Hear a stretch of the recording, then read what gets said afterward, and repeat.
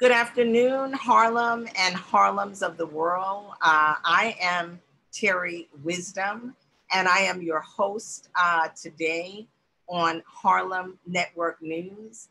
And Harlem Network News, as many of you know, is a new media platform. We started at the onset of COVID, and it has been quite a journey. We began with COVID and knew how critically important it was for the Harlem community, the Harlems of the world, and the whole world to really be informed as to what was going on. And it has been an incredulous year with many Black men and women being murdered, from George Floyd to Breonna Taylor. I mean, it's been astounding. Black Lives Matter, the March on Washington, the election, the insurrection, the inauguration, and the vaccination. Here we are 1 year later, and we are still here. I have the honor today to have with us Nicole Yearwood. She's going to really share with you who she is and who she is, and a little bit about her organization, Educated Voter, and really primarily about ranked choice voting, as we have just come out of our primary election where most of the candidacies were under ranked choice voting. Nicole, if you would just say hello to the Harlem Network News audience and just let us know who and whose you are. Thank you, Nicole. Thank you so much for having me, Terri. I appreciate having this platform to share this information and resources with our Harlem community and the Harlems of the world. I'm Nicole Yearwood. I am the founder, CEO, Chief Cook and Bottle Washer of EducatedVoter.net. I consulted the last couple of months with Rank the Vote NYC, educating communities about ranked choice voting. So just quickly on that, but on Educated Voter, I'm extremely passionate about civic engagement. If you follow me on social media, I share free, nonpartisan civic engagement information to make sure that communities, whether it's New York or nationally, are aware of information around voting, around civic participation and civic engagement. So you can follow me at Educated Voter NY. It's a play on my initials and the fact that I'm from New York, but there is nationwide information and resources there. So just a little bit on ranked choice voting.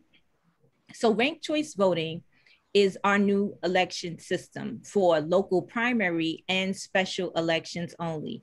If you remember how we elected school board representatives back in the day, it's the same system. So if you're familiar with that, then you already have an idea of what RCV is about. We are now able to rank up to 5 candidates in order of preference, with our first choice being our favorite candidate to our 5th choice being our least favorite candidate. It is only for the offices of mayor, comptroller, public advocate, borough president, and city council. So there are some elections that are non-ranked choice. For example, in Manhattan, if you're a Democrat, you probably voted in the district attorney primary. So most people don't realize that the Manhattan district attorney is under the state constitution. How New York City came to ranked choice voting was actually through ballot referendum in 2019. It received 73.5% of the vote. There were actually 5 questions on the ballot in 2019, and ranked choice voting was the first question. So that is how we came to ranked choice voting in New York City. In addition to being able to rank up to 5 candidates, runoff elections are now completely eliminated, and now candidates need a majority or 50% plus 1 in order to be determined the winner of an election. So that's kind of the quick, I would say, summation of what RCV is.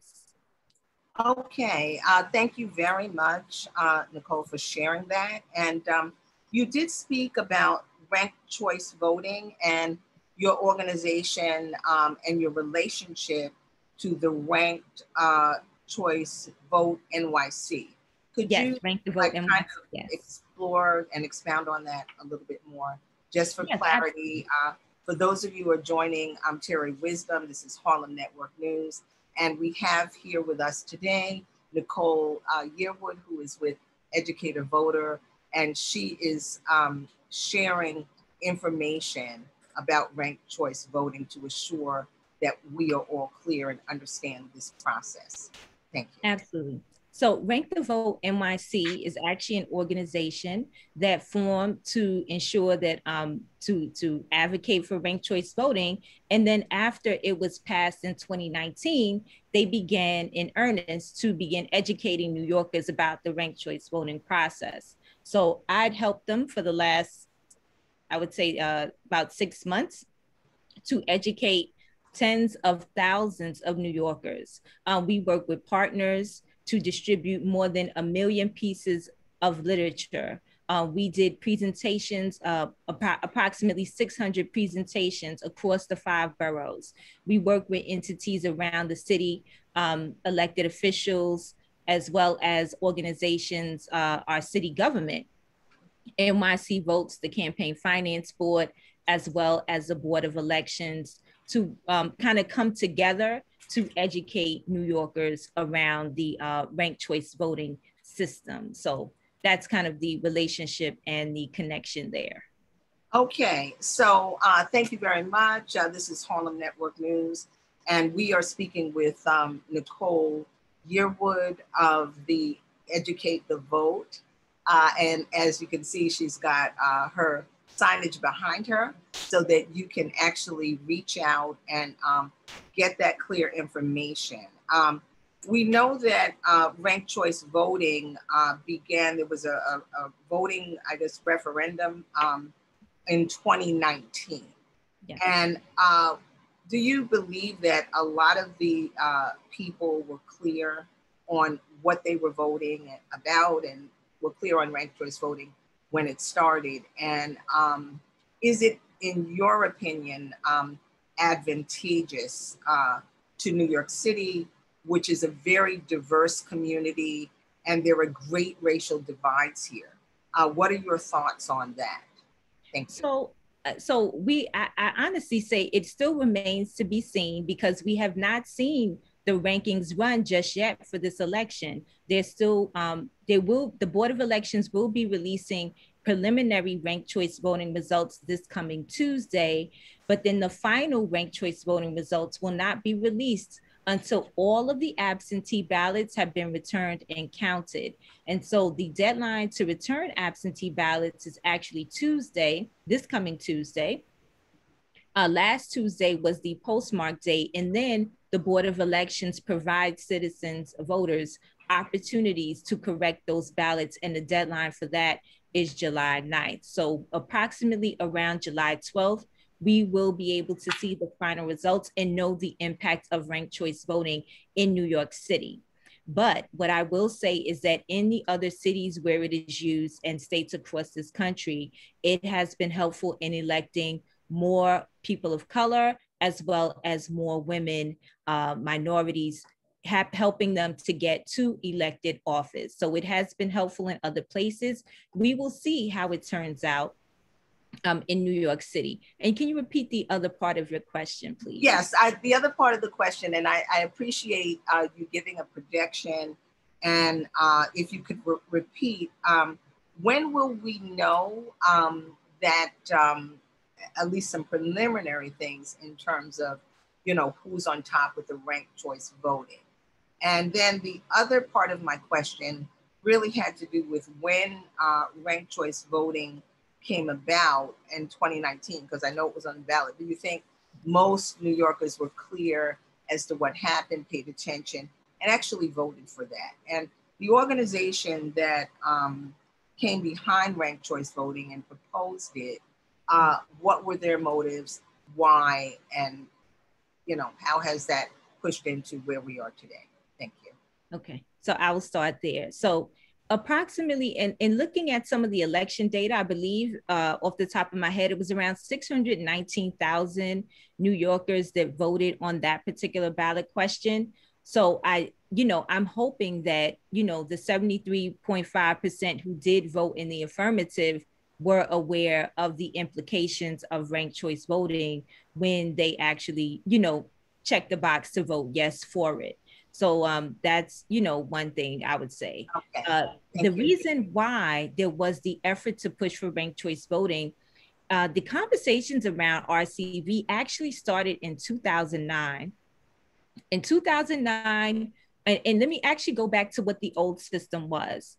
In a citywide primary, if a citywide candidate, so for instance, mayor, comptroller, or public advocate, if they did not receive at least 40% of the vote in the primary, we actually had to run a runoff election, which was basically running an entirely new election over again, opening all the poll sites. In 2009, the estimated cost was between $13 and $15 million. And the turnout for the runoff election was extremely low. Turnouts traditionally in our local primaries are low. We're projected right now to have a 25% turnout for this particular primary. And I believe the one in 2009 was definitely much lower, probably in the teens. Then you count having to come out and vote all over again in a runoff election because the public advocate and comptroller did not meet that 40% threshold in the citywide election. And so that was where the conversation came about to say, how can we do this better? What are our options? There are some places that do refer to ranked choice voting as an instant runoff type of election. So the conversation began in 2009 after a low turnout and very expensive runoff election for comptroller and public advocate. So that's where the conversation began, and the thought process was, what alternatives can we bring, to have people actually be participating, as well as saving, millions of dollars in conducting another election where people are not going to necessarily turn out. So that was the premise for ranked choice voting. Okay, thank you very much for that clarity. And in terms of dates, and I'm Terri Wisdom for those of you who are just joining us. This is Harlem Network News. Harlem Network News is, in fact, a new media platform. We are on Facebook, Instagram, YouTube, Twitter, HarlemNetworkNews.com, and soon to be on Clubhouse. And Harlem Network News is the voice and drumbeat of Harlem, and knowledge is power, and also so goes Harlem, so goes the world. So we believe that everything is very critical in terms of what happens here in New York. And I am here with Nicole Yearwood. Her organization is Educated Voter, and her information is right behind her so that you can have easy access. And just for my edification, so on Tuesday, which is July 6th, that is when all of the absentee ballots must be counted. And where is this happening? And what is the oversight on this process? So that's a great question. So actually on the Board of Elections website, and they're projecting that all the absentee ballots will be returned and cured by July 9th. But the wonderful thing about it is a very public and open process. And again, that's part of Educated Voters Vote, if you know where to find the information. So if you visit vote.nyc, that is the Board of Elections website, they have the full timeline of the how the ballots will be canvassed and counted. There are individuals that will go there, volunteers from campaigns that will go in and monitor the counting of the ballots. But on this particular Tuesday coming, on June 29th, there's going to be a preliminary run of the rounds of counting for ranked choice voting. So this will be for early voting and election day results. It will not include the absentee ballots. But I once again want to revisit why it is important that we wait for the absentee ballots to come in. Due to the pandemic, there's approximately 221,000 absentee ballots were that were mailed out to voters in New York City. And so those are being returned now. They will be cured, if there are any issues, and they will be counted. So that's that's kind of where the timeline is. But the full timeline can actually be found at vote.nyc, the Board of Elections website.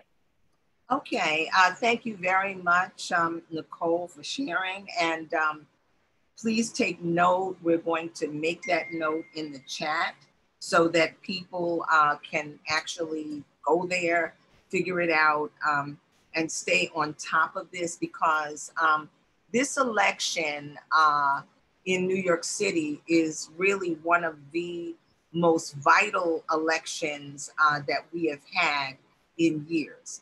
Most of the seats for city council are up. There are going to be new city council people. We are voting for a new mayor, voting for a new comptroller. We voted for a new district attorney. So it's a critical time in a critical year. Having gone through COVID, having gone through all of the disparities and the pandemic of racism in this country and insurrection, this is a critical year of voting and decision making. And I do believe that we have more citizens, as young people say, that are woke in this process. And we are trying to assure that that whole process continues. So specifically, I know that your organization is nonpartisan, and nonpartisan, and is really here to just assure that people are informed.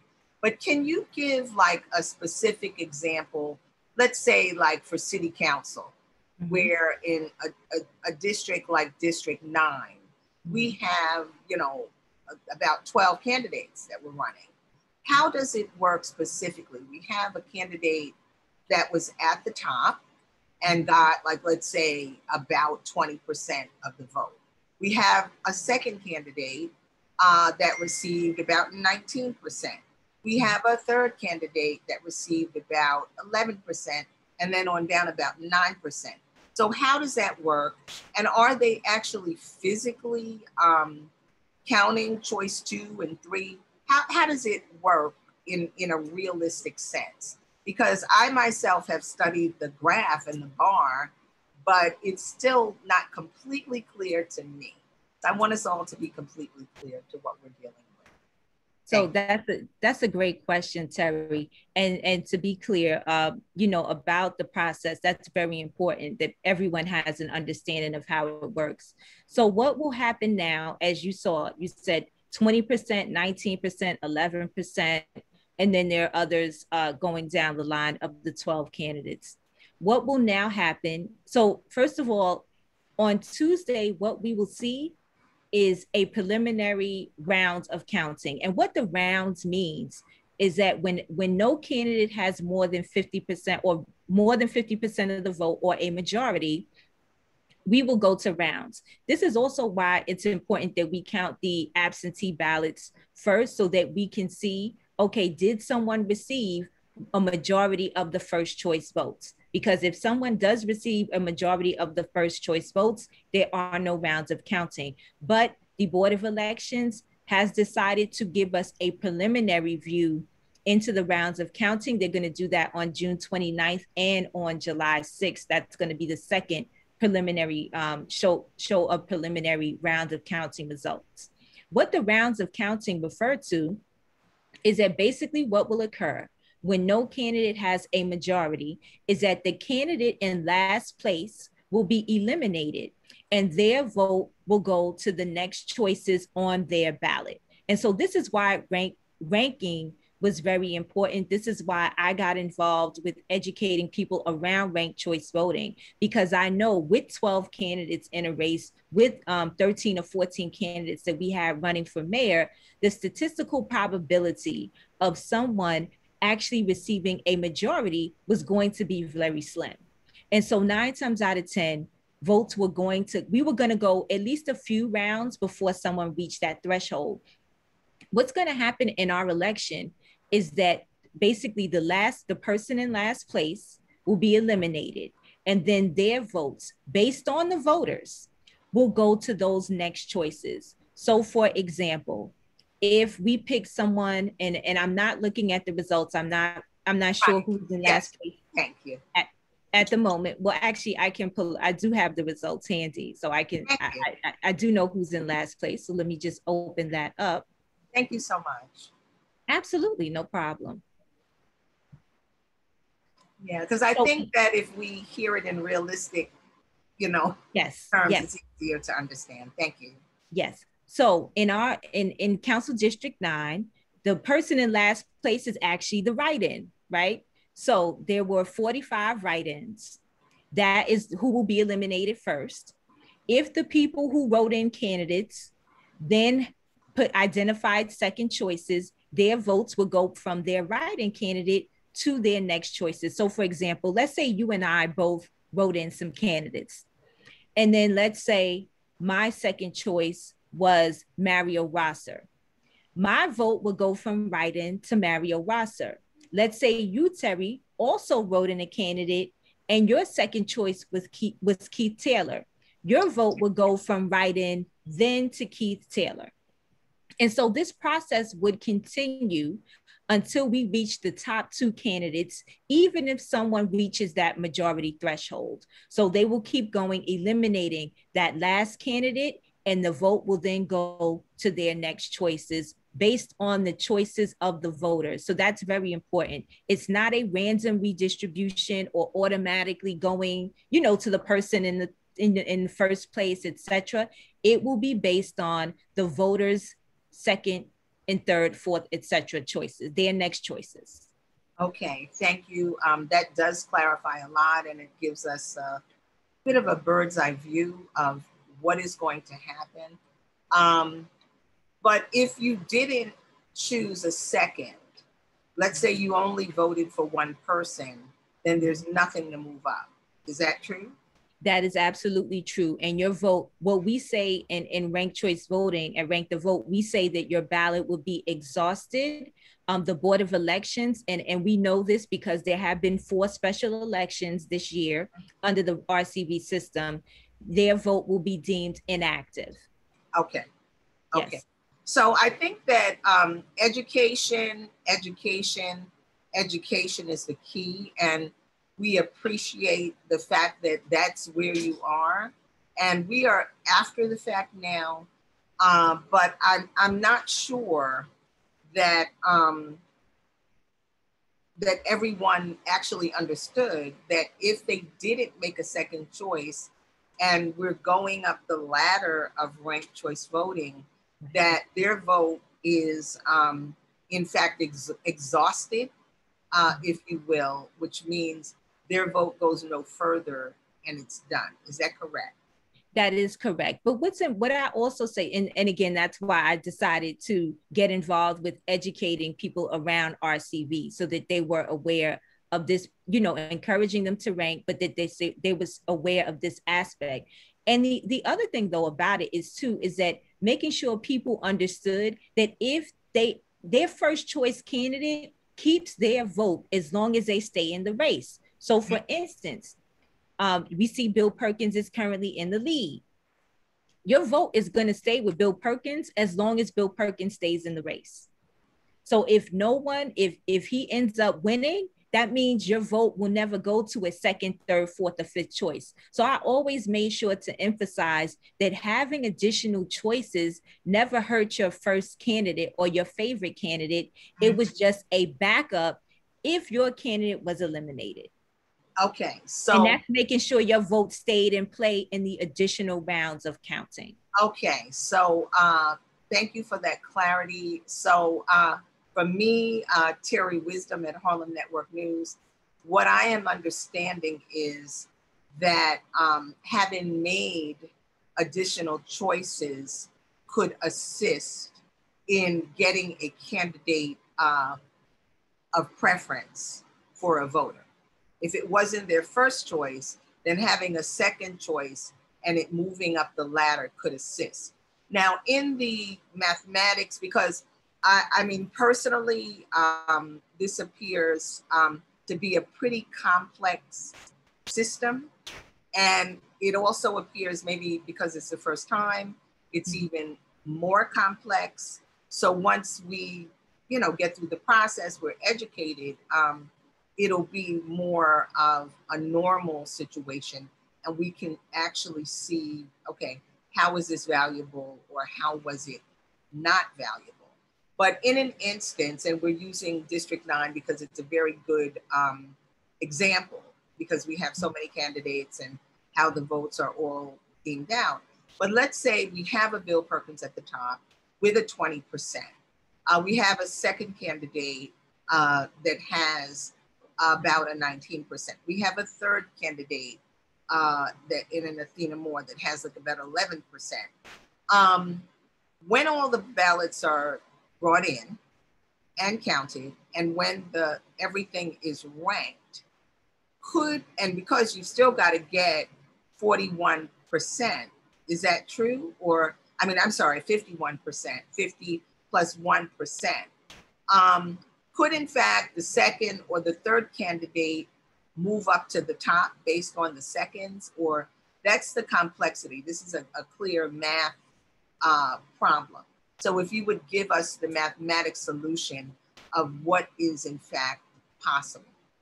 Thank you. So, and that's a good question. And you also asked a little bit ago about how the counting would be done. And that's all going to be done, it's all going to be computerized. So once the ballots are returned, the Board of Elections has the software to do the tabulation. So once all the ballots are in, it's going to be as simple as, clicking a key on a computer to run the rounds. So I just want to make sure that that was clear.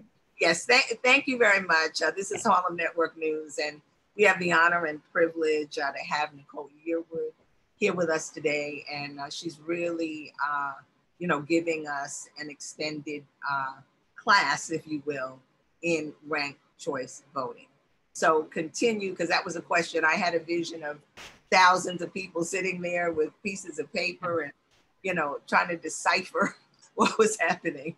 So thank you for that it will be computerized. So continue. Yes.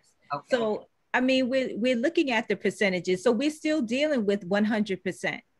And so again, simple mathematics, right? This is not even candidate 1, 2, or 3. It's really just math. You have a candidate that has 20%, 19%, 10, then 11%. It is possible mathematically, if the candidate with 19% receives, we have outstanding. So one person has 20%. So the person ahead of her has 20%. She has 19%. So that's a total, I'm looking at the numbers now. It's roughly 40%, which means 60% of the vote is outstanding. Okay. So that's totally possible if she can receive an additional 30%. That's still out there.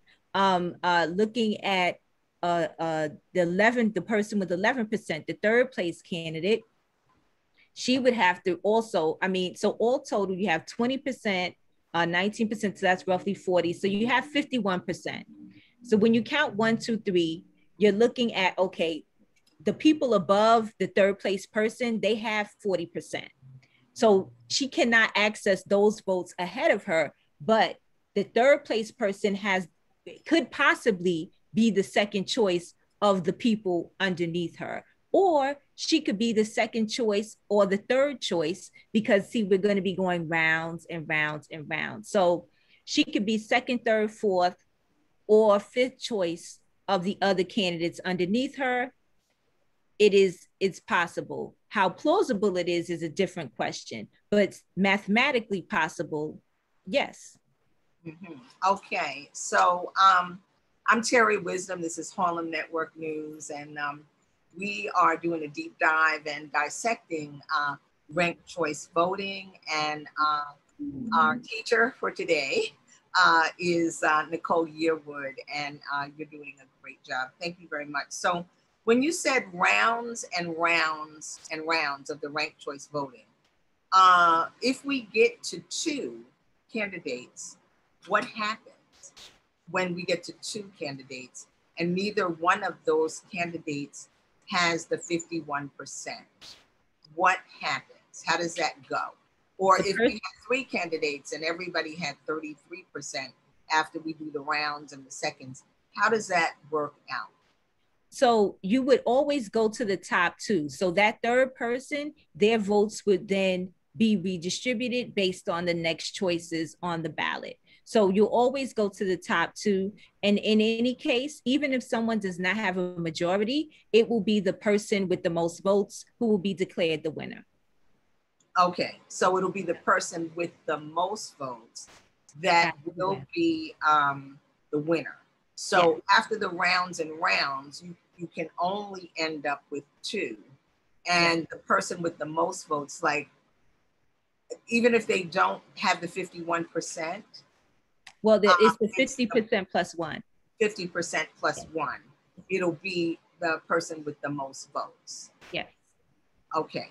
So in this instance, because some of our listeners, actually, we have a lot of questions that are coming in, and some of the questions that I have asking you are questions that were pre-proposed by our great audience. But I have a listener who is asking a question: what is the difference between the ranked choice voting that is happening here in New York City, and why is ranked choice voting only consolidated to the city, not the state? And it's a big question. What was the difference of ranked choice voting in Georgia, where they ended up to have a runoff for the Senate race? Huge question, but a lot of complexity, and important that voters are clear.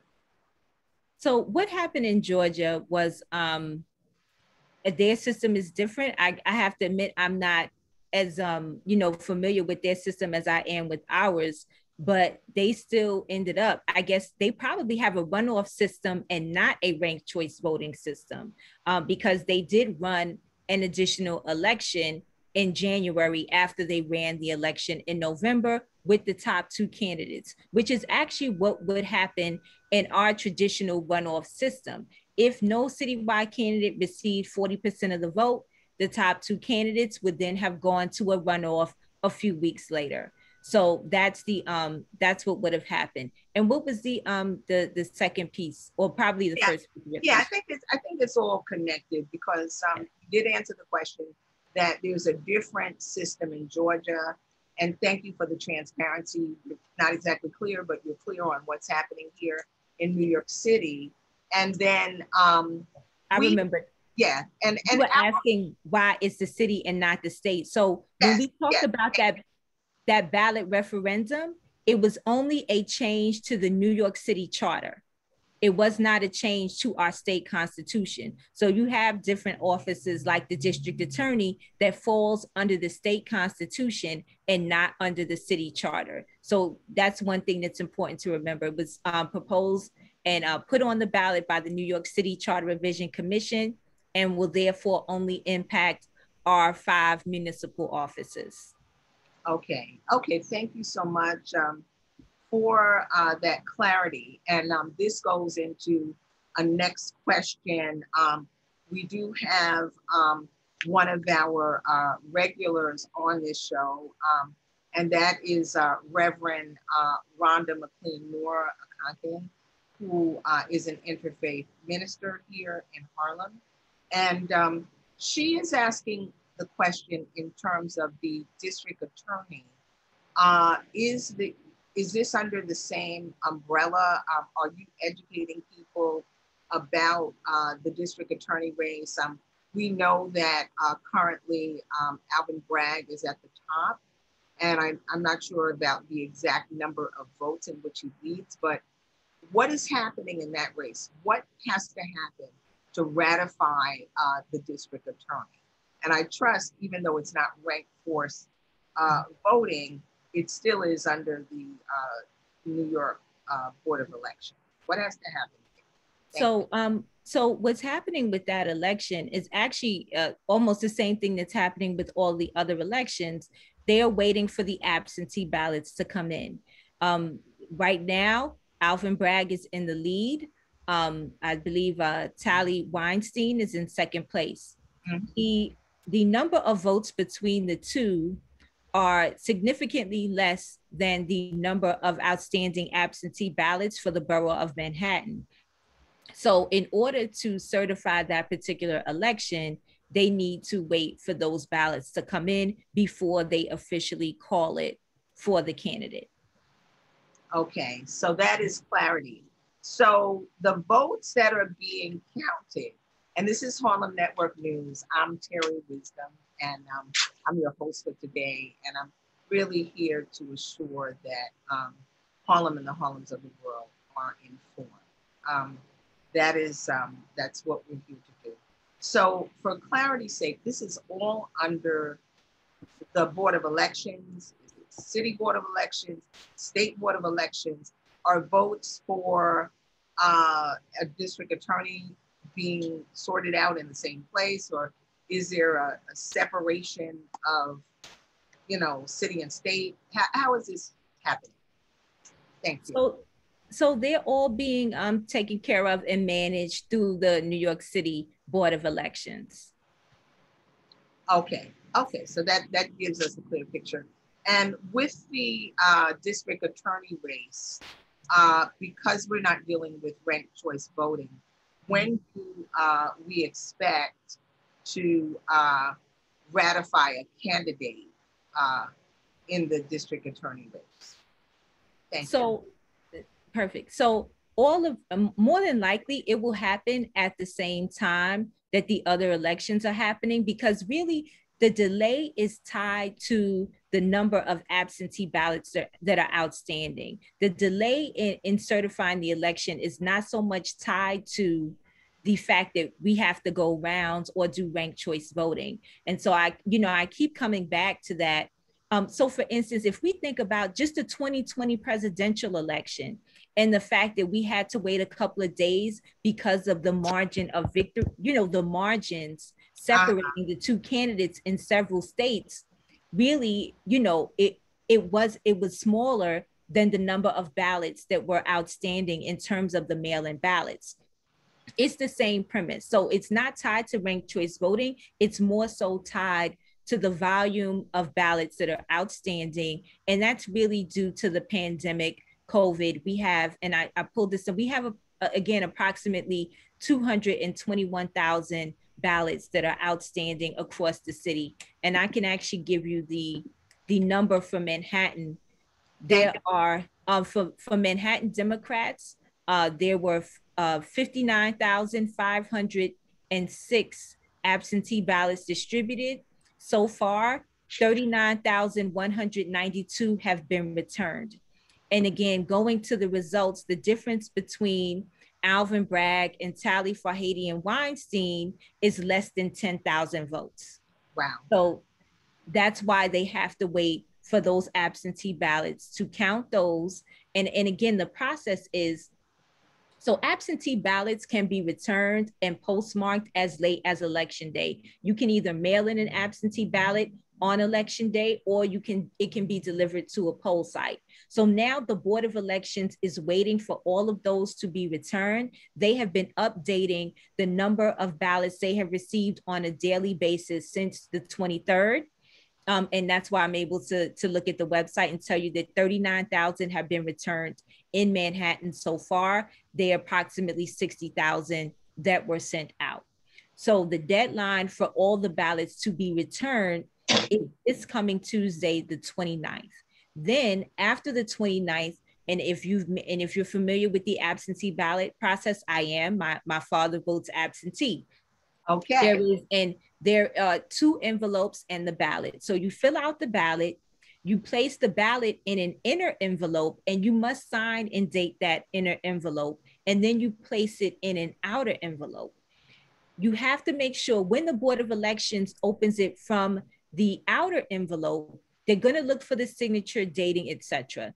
If that ballot is not signed, at that point, they can still identify the person. They will contact the person and say, you know, can you rectify this? They will allow the person an opportunity to rectify the issue with the outer envelope, or it's, you know, missing a signature or a date, etc.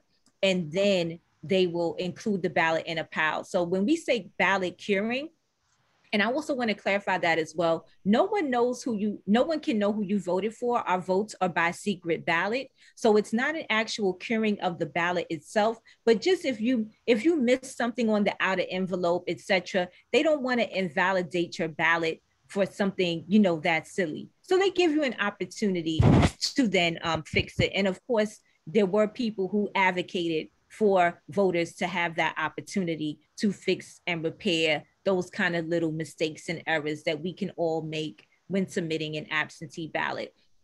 But what really is a delay, again, and it's due to the pandemic, the increase in the number of absentee ballots that we have outstanding. Okay. Thank you for the clarity.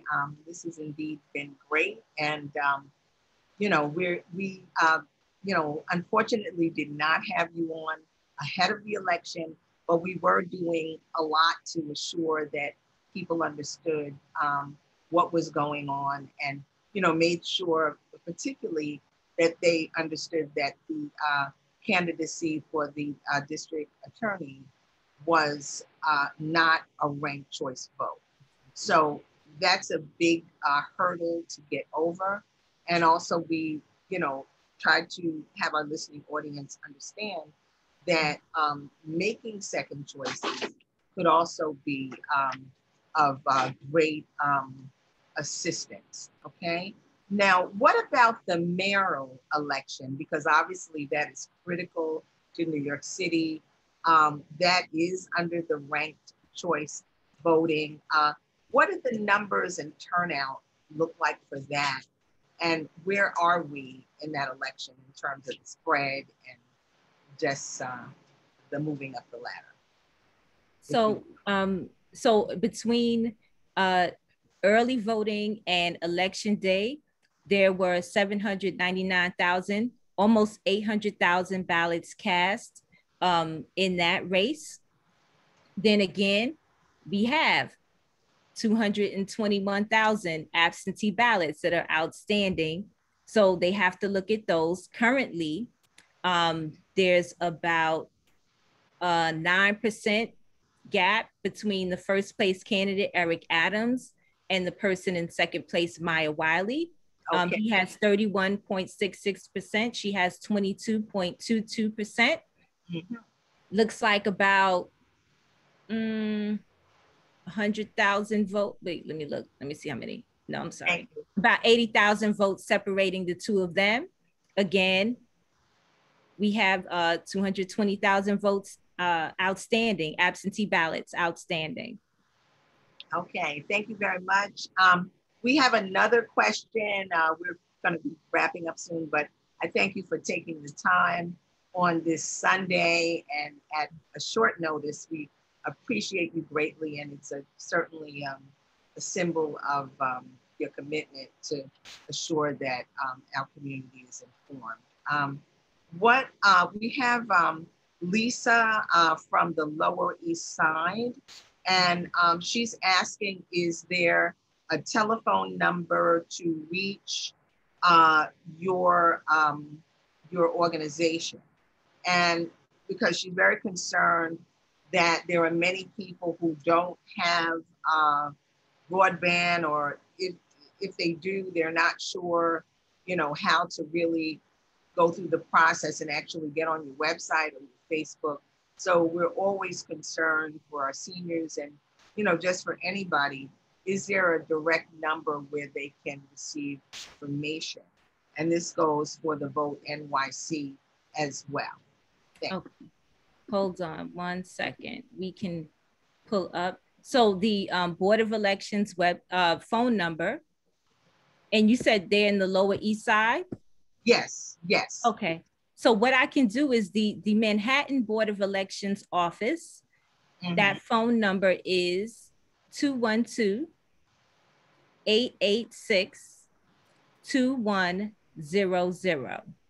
Okay, thank you. And for the audience, we will put that in the chat.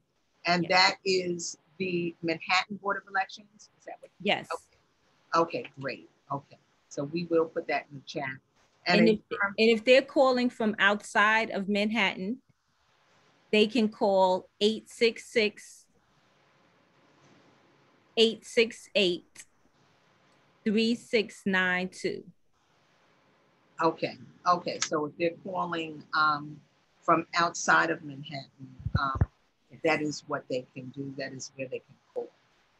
Thank you, very informative. So as we continue the process of the ranked choice voting, and I know that we can go to Vote NYC, and I understand that it is public knowledge or public information for citizens and voters to be able to know where this is taking place, and are people allowed to come and observe, or how can people help the process?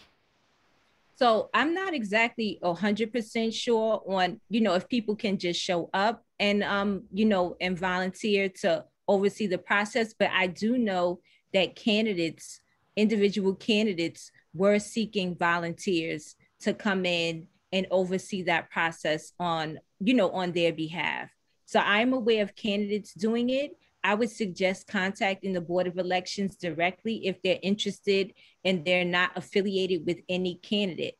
But if there's someone that they know who ran in the race, and has an interest in doing that, I would say that they could connect with a candidate.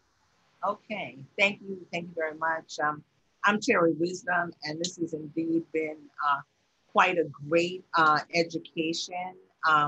And this is Harlem Network News. You can find us on Instagram, Facebook, YouTube, HarlemNetworkNews.com, Twitter, and soon to be Clubhouse. Do you have any information? This is from Roger from Harlem. Do you have any information in terms of actually how many people voted in this election, and what we can do to get more people to vote? So the estimate at this time is that we had a 25% voter turnout, and 25%. So we have roughly 3.7 million Democrats and about maybe 550,000 Republicans. So, well, all total, 4.3 million people in New York City were eligible to vote in this particular primary. We're up to, we have almost 800,000 that cast ballots early and on election day. And then we have votes that are still coming in. The last total that I saw that the Board of Elections actually tweeted was 958,000 people who had voted. So again, that was a few days ago.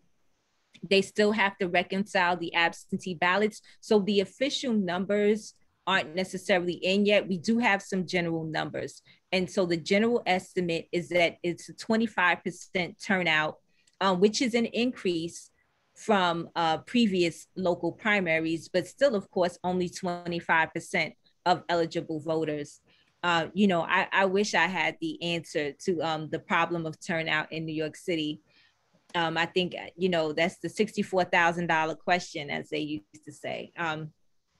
And, I think part of it is, educating. Again, this is why I do what I do as educated voter, talking to people about how elections and elected representatives can impact their daily lives, hoping that they have an understanding based on what we've seen in the last few years of how voting can make a difference, and voting consistently can make a difference, as opposed to, maybe just voting every 4 years. How important our local elected officials are to how our lives look and the quality of our lives in our communities. Okay, thank you very much for that. We have another question, and ironically, this is from Maya on the Upper West Side. Mm-hmm. And Maya is asking, what are you doing to further educate voters? Will there be an ongoing educational process to the churches, the schools, community organizations to learn about this new complex system? And how does the system impact our November vote? What's happening for November? How can we educate people and, you know, make that happen for November? Thank you. So that's a great question. So actually, this system is only being used for our local primary and special elections. So we will not be using ranked choice voting in November. So that's something that people should be aware of. It will be, you know, the style we had before, pick one person, that's it. So ranked choice voting is only for local primary and special elections. Okay. Another question has come from a audience who is an audience member who is in Washington Heights. And they're asking, if you didn't vote in the primary, can you vote in the November election? What do you have to do and when do you have to do it? And do you have to be registered for a party to vote in November? What is the cutoff? So great question. So first of all, in November, that's the general election. Anyone can vote.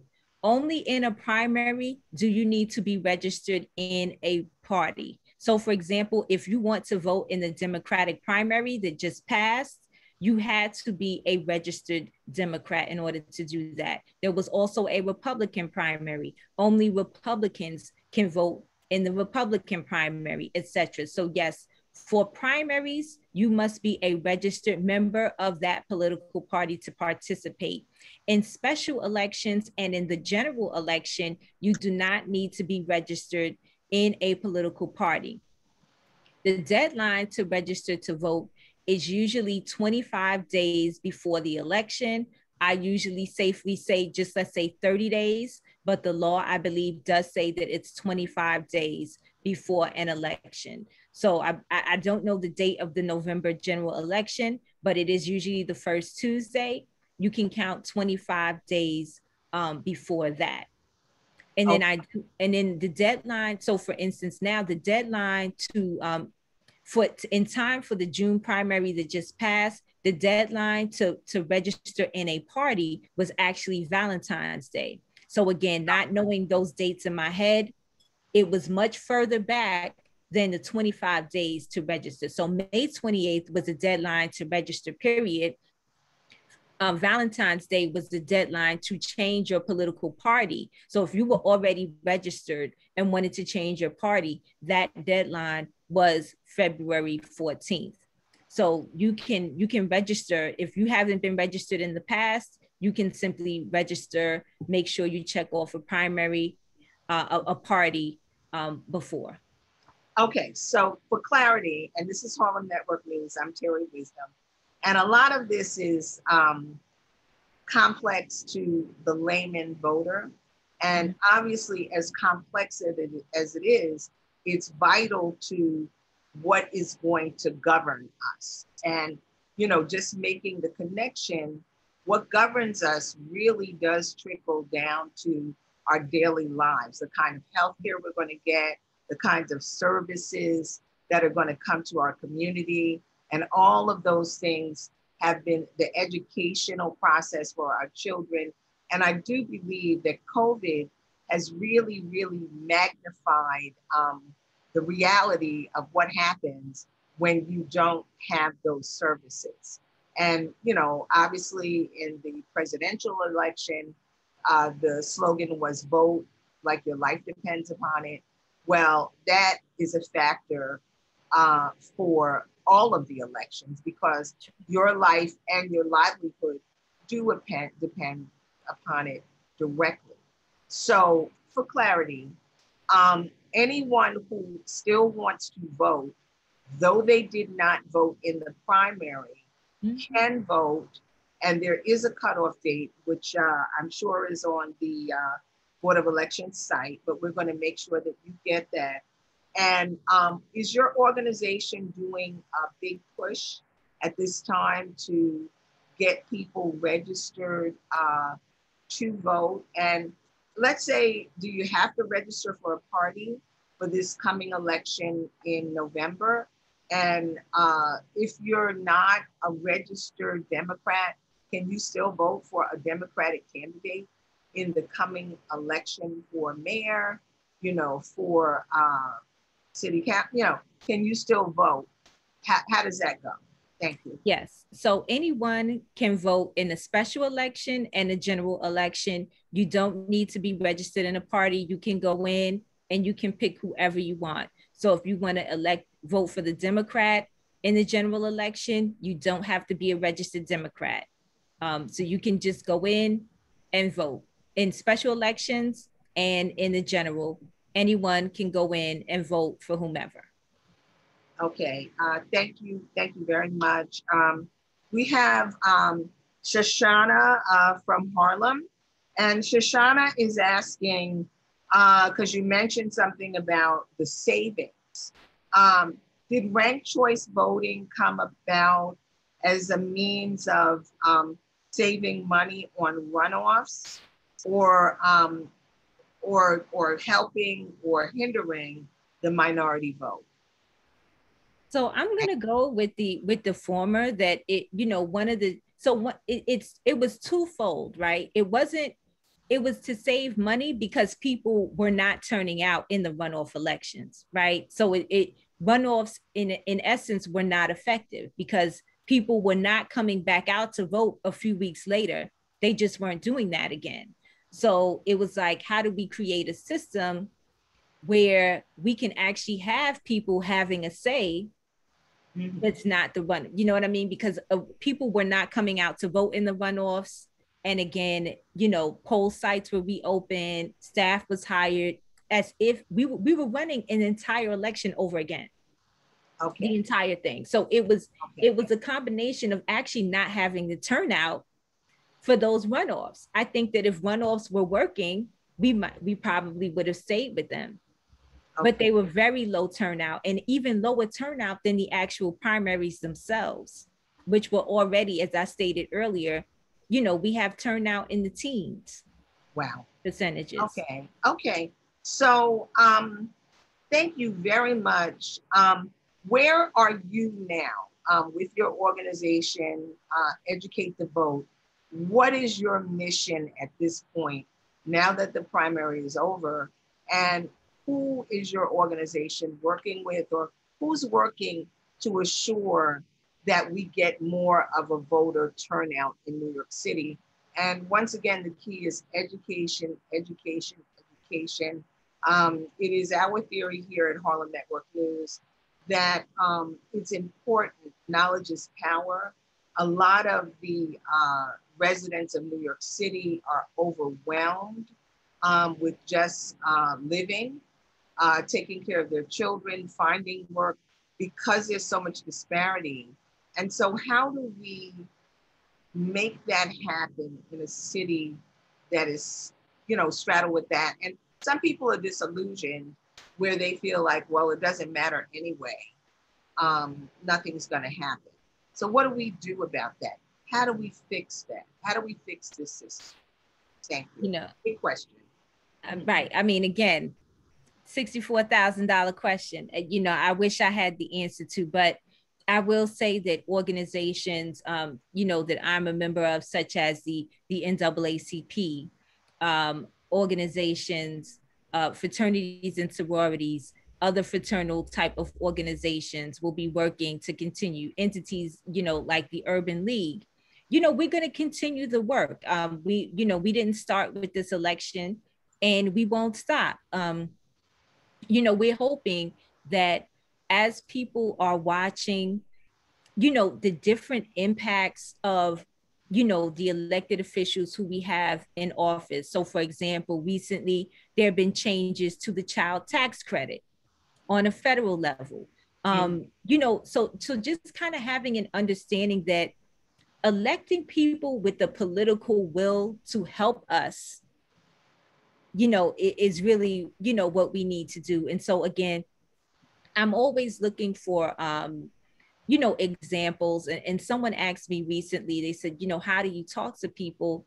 And I said, sometimes, I'll talk about things like the Flint water crisis, or even something that's very local here, like the fair fairs, where, that was through the city council that they said, if you were below a certain income, you were eligible for half off Metro cards, or things like minimum wage, right? Like our minimum wage is different from other places because, our state said we're going to have a $15 minimum wage, whereas the national minimum wage is still $7.25.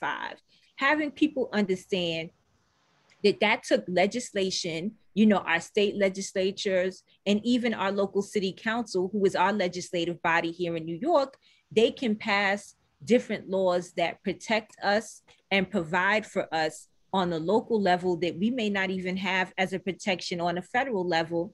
And then the federal government can also pass legislation, our Congress can pass legislation that is helpful for us locally. Things like the American Rescue Plan that actually provided $15 million in funding to educate people on ranked choice voting. Like the city government received that money and was able to allocate $15 million to educate people. So, again, it's a lot of work. I think the fact that we don't have civics in schools and we haven't had it in a long time, definitely put us at a disadvantage of having a population who understands how their government works and why voting is important. But I think that all of us together, and even platforms like yours, Terri, would be helpful in continuing to educate our neighbors. It's an ongoing process. Yes, yes, it is. And thank you for sharing. In your opinion, being boots on the ground and having your organization educated voter, do you feel that the $15 million that was allocated to educate citizens on ranked choice voting, was that effective? Was it used effectively? Were there results? Were there quantitative results? So actually there were quantitative results. One of the things that, when I first started with Rank the Vote NYC, back in March, it was only 26% of people that were polled said that they'd heard something about ranked choice voting, all the way up to maybe, June, I think 16th or 17th, when people were polled and around 94%, were between having heard a lot and having heard something about ranked choice voting. So I would definitely think that investment and the work that our partners did, Rank the Vote and others, moved the needle to make sure that people who were going to vote were ready and able to vote and had some understanding of the process. Okay, so final questions. Has there been an infusion of funds to assure that more people vote? And then last question, and we'll have you give a closing statement. I'm Terri Wisdom. This is Harlem Network News. What is the situation in November? We're gonna have the candidates that won the primaries. They're gonna be in the election as a Democratic candidate or facing a Republican candidate. What about write-ins? And are there going to be any other parties on the ballot? How's that all going to happen? And can someone who was in the primaries, let's say in the Democratic Party, who didn't win the seat for the Democratic nomination, can they come back and run as an independent, a write-in? How does that all work? Thanks. So That was a big question. Yes. So what's going to happen? You know, I'm going to say we don't even know yet. Okay. I'm still like, you know, I mean, honestly, you know, we're still trying to see what's going to happen with this primary. It is possible that someone who has not won, I've definitely seen that before, where they've run on a different party line. So that's possible. I believe that people have already, actually, someone told me that someone who ran, I had a friend of mine who ran for office. And, you know, unfortunately, she didn't win, but she said another candidate is already collecting signatures to run on a different line. Okay. So, you know, that process can happen. So people can collect signatures. Some people have a conversation with that party's leadership and they do something like that. But it is possible for someone who did not win if they ran in the Democratic primary and did not win, to seek the nomination of another party. So that's completely possible. Okay. Okay. Well, this has really been a great education, and it is along the lines of what we do here every week at Harlem Network News. We want to thank our main sponsor, which is New Harlem Coffee. You can go to their website, newharlemcoffee.com, and when you buy a bag of this delicious, incredible, consciously packaged coffee, that helps to keep Harlem Network News on the air. Of course, we do ask you if you've got information, news tips, just reach out to us, Harlem Network News at gmail.com. And also, of course, if you can make donations or you know of funding people for Harlem Network News, please do that. So there's a final question that is coming, which is very interesting, and I don't know if it's in your area, but it greatly has to do with people voting, people standing their ground, and what the possibilities are. And you may know a little bit more about this, but we do know that in our state capitol, a bill, I believe at the assembly level, has come across for reparations. And I believe it has to go to the state Senate, which is pretty amazing at a time when we are, you know, all learning more about Black Wall Street. And, you know, there's so many things. And Juneteenth has become a national holiday, you know. So what about reparations? I don't know if a lot of people are aware of that and what's next with that. So, you know, and someone actually called me about it a few weeks ago. They reached out to me and we were discussing it very briefly, you know, because I was kind of steeped in the work of educating people around RCV. So I'll have to go back to that. But I did hear that it passed, and I thought it did. I thought it also passed the state Senate, but I will definitely I will check on that. I will check on the bill, but I definitely heard that it passed the assembly. And I don't know if they're still in session. So if they haven't passed it already, it may need to wait until the next session. Okay. Okay. Thank you for sharing. And I didn't want to close out Harlem Network News without letting our audience and the community and the world know that reparations are on the table. And the authors of that bill, Charles Barron and others from Brooklyn, we are going to bring them on so that they can actually give us some clarity.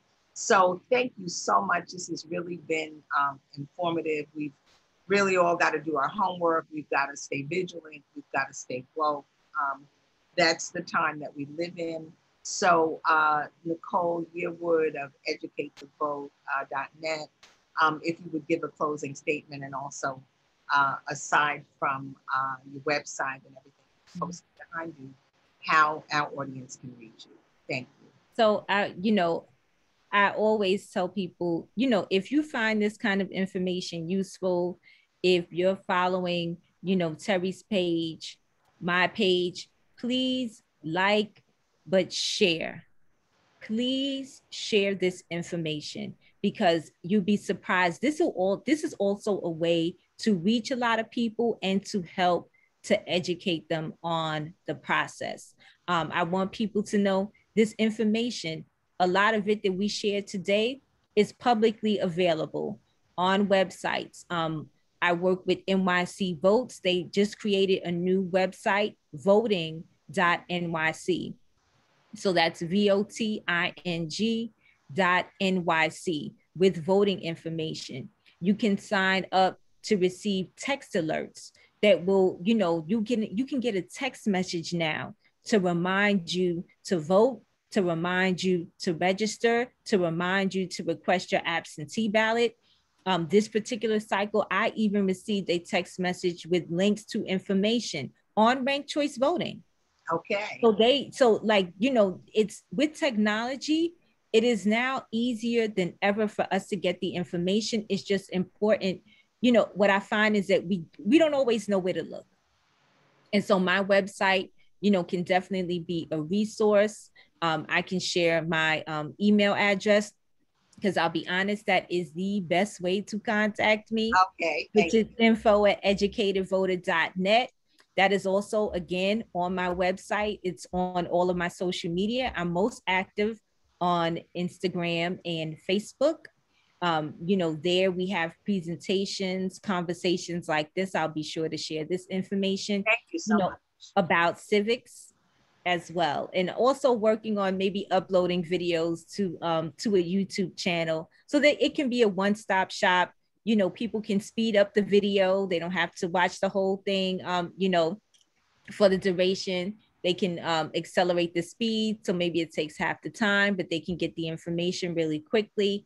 But remembering, this information is available to us. There are resources for us on voting that we can have sent directly to us. Sometimes it's as simple as Googling them, or again, please use my website as a resource to you. It has all the links and information that we discussed today. Okay. Thank you, Thank you. Nicole Yearwood from Educated Voter. And we've been well informed. So we just have to take that baton. And we at Harlem Network News are going to dig deeper, and we will certainly reach back to you, Nicole Yearwood, to find out what funding is available to just do a major media campaign to get more people out to vote. We at Harlem Network News would be very interested in participating, because we can see, even with the vaccine and where to get tested, that media campaigns have made a difference, all across the city, because we're so diverse, people seeing people that look like them, or that they can relate to, or that they can understand, sharing information. So Harlem Network News is certainly would like to be a part of that, because you do need to vote as your life does depend on it directly. Though we know that because of COVID and all other kinds of things, people are overwhelmed. But we've got to make this happen. So thank you very much. Thank you for the work you do, Nicole.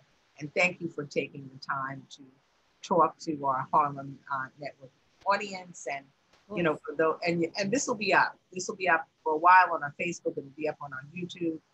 You can share it on your page if you're watching, and like you said, that's the beauty of social media. So thank you. And I'm sorry, did you have something else to say? No, I was just going to say thank you so much for having me and for hosting this conversation.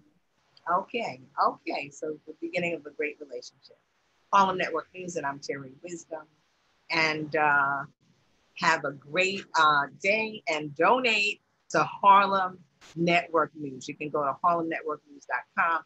This helps us to continue to bring you the word. Have a great day, everyone. Good afternoon. Good afternoon. Thank you.